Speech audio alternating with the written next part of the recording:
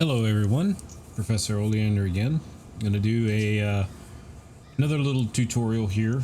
This one should be fairly straightforward and shouldn't be too long. We'll talk about the ability that was added during V3 to let the AI run trains over the hump.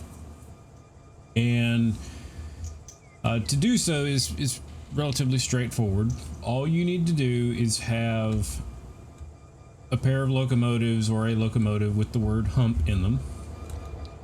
And you can't see it because it's green. But here we are.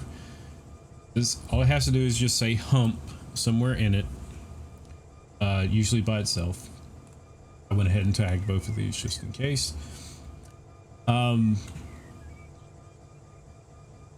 Have them, they need to be lined up so that they can go onto the hump being over here on the Barstow yard, right there.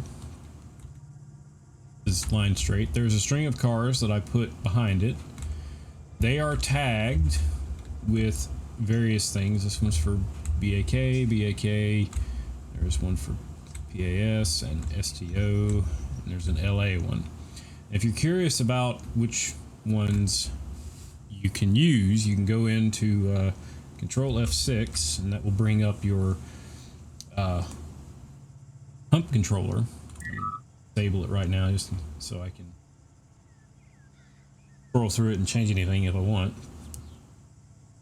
These are the tags that the hump controller recognizes. So as long as these tags match what you have in your train, it will process them. If it doesn't recognize it, you might see overflow, or it might say fluff or something like that. It will just put them into a track. Now I'm not sure if overflow would really do anything. There's only one car that's really gonna be a monkey, and that's gonna be LA, and I think I'm just gonna say LAJ on that one.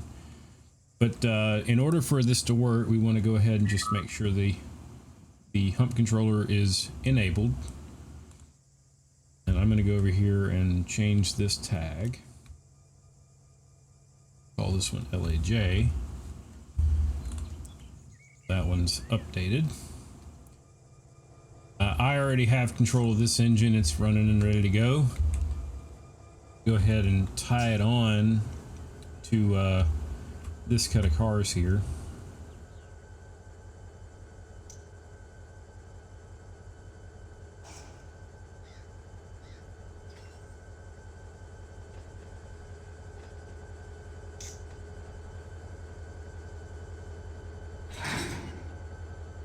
And we're not going to worry about stretching it.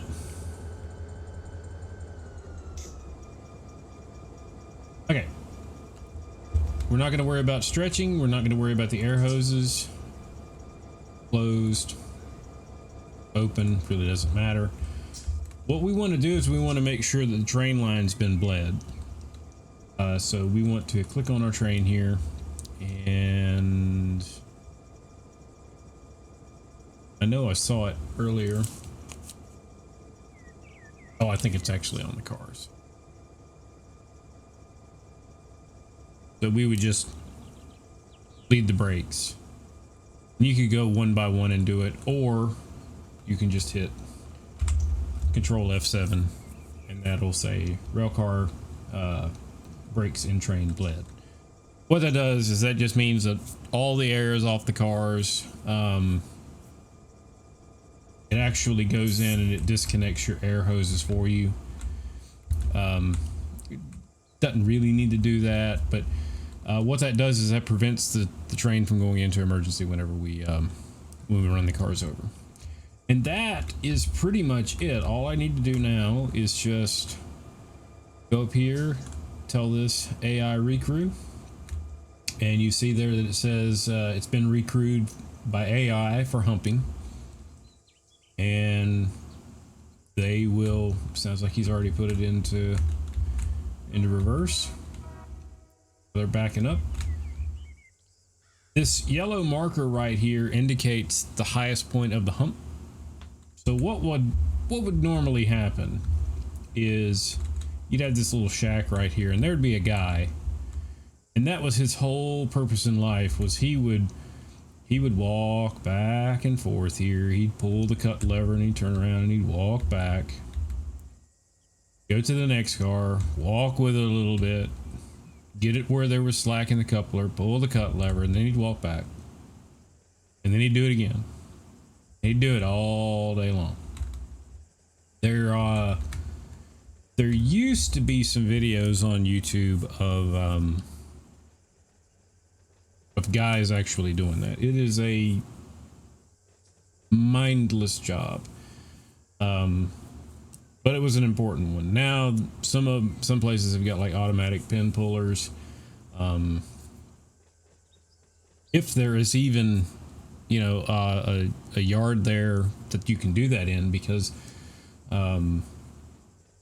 think back to CSX, whenever Hunter Harrison took over, that was kind of his life goal, was just to get rid of hump yards. He said, we didn't need them, flat switching is the way to go, we don't have to do this and that. And I think it was a lot of growing pains, and some of those hump yards they got taken out, and the track got ripped up, and now I think they're trying to put some of them back in, just because flat switching, it takes a lot longer. Classification yards and running a train over a hump, yes, it is an extra step, but it can be efficient if you do it correctly. You know, having to block trains and all, that's all fine, well and good, but sometimes, you know, it's not the easiest thing in the world. So what would happen is, and I don't know if I'll be able to see it, I can do it when I don't control the train, I can't. But what would happen is somewhere along up in here, the pin would get pulled. You might even be able to hear it. It's been a while since I really paid attention to this. But somewhere along in here, the pin will get pulled, and then the knuckle will get to about this point right here, and then it'll separate.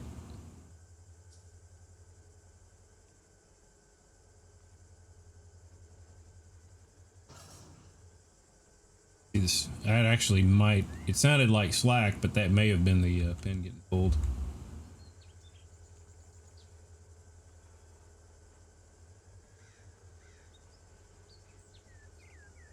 Now you could do this yourself if you wanted to. There is a slow speed controller in the game. You just set it to, you know, 2 or 3 miles per hour, and there you go. Sort it out onto track 19.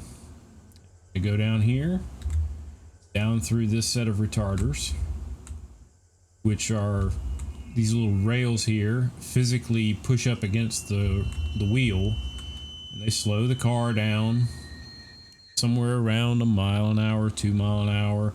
And this yard is sloped to a degree that it's a fairly gradual incline all the way down into the bowl. And there's usually cars down on one end of it that are tied down with a handbrake, and these cars will just slowly make their way down the bowl tracks. Next one's coming down. And these retarders, nowadays, they have speed sensors on them, and some places, I think now they've got scales where they can weigh how much the cars have in them, and it can more finely tune how fast they need to be going down through the bowl. So that's a big car. I know that probably wouldn't get run over the hump, but you know,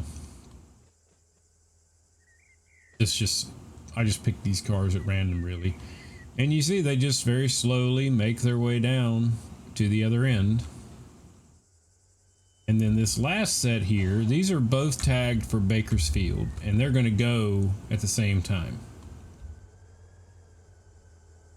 And I should be getting something here. There we go. He's all done. You can do up to 3 at a time. And then it'll do it in 3 car blocks. It'll do 3. If you have a string of 6, it'll do 3, and then it'll do another 3. And that is really all there is to running these cars over the hump.